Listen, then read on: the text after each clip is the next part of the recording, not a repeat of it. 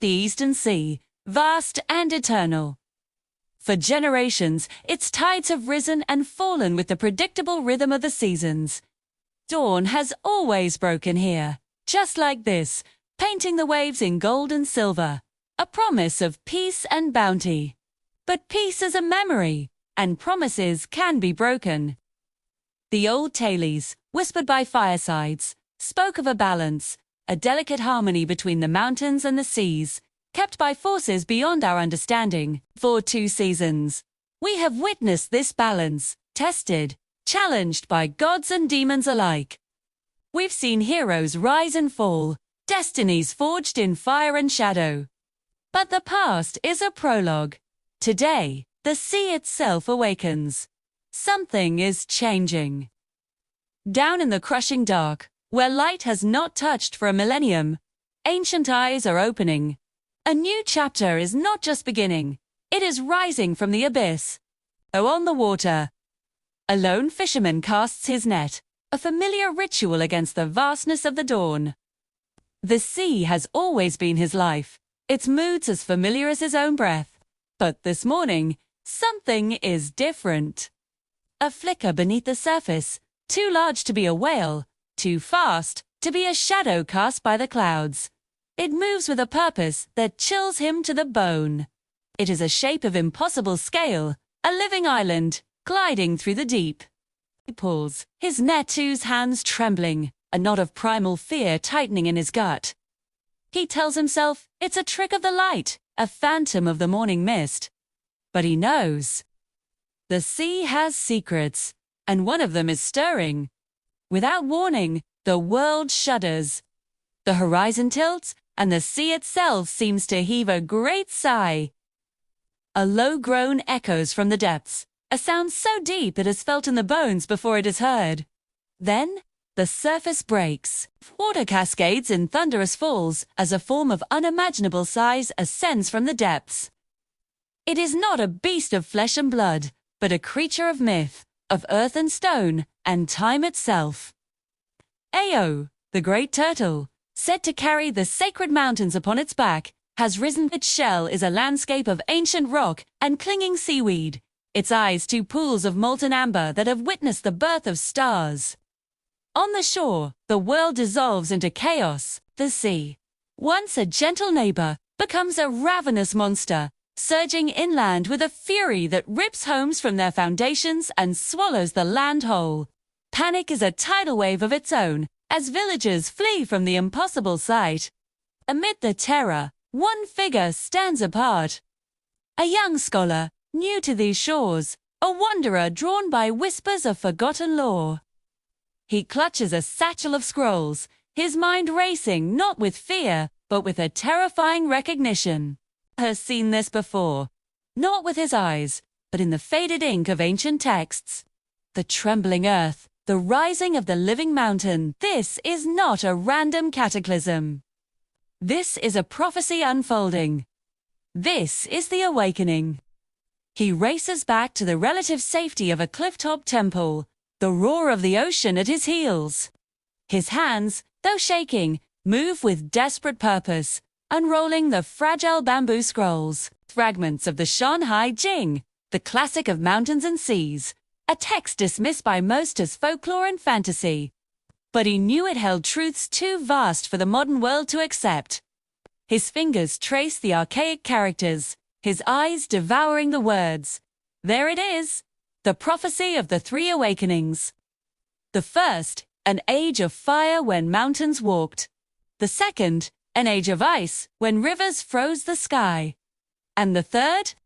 The third begins when the great turtle Ao rises to reclaim the sea. As he reads, the memories flood back, not just his own, but the memories of this entire saga. We see it with him. The battles of Season 1, the struggle for the celestial artifacts, the raw power that nearly tore the world asunder.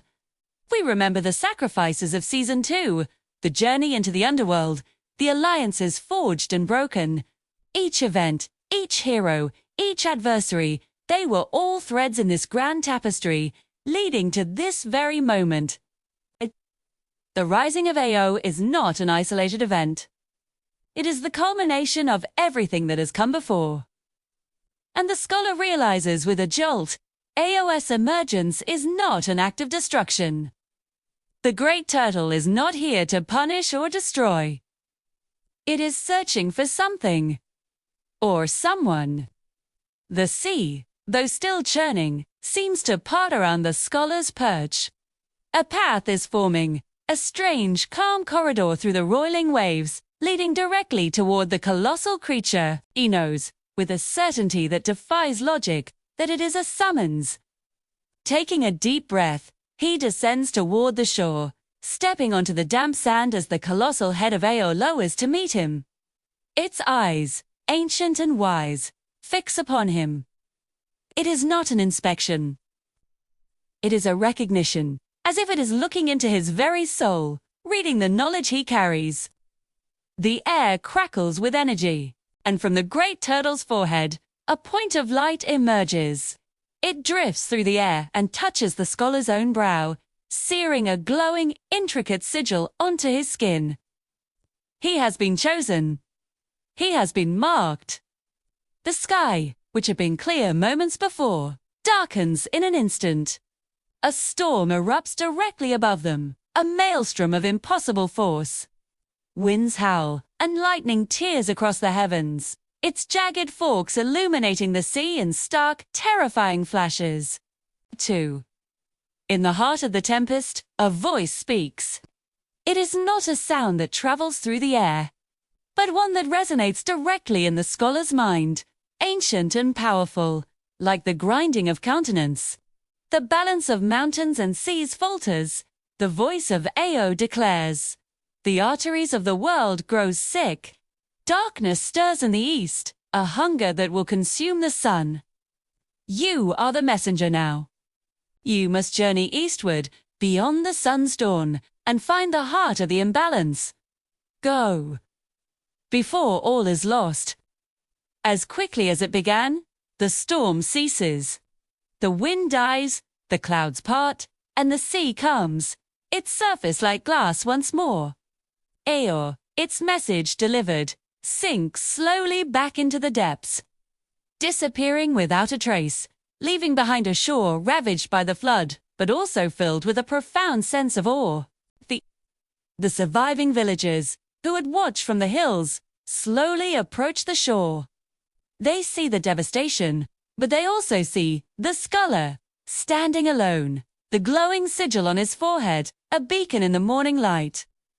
They fall to their knees, no longer seeing a mere man, but a prophet, a messenger of the divine. This was not a disaster, it was a sign.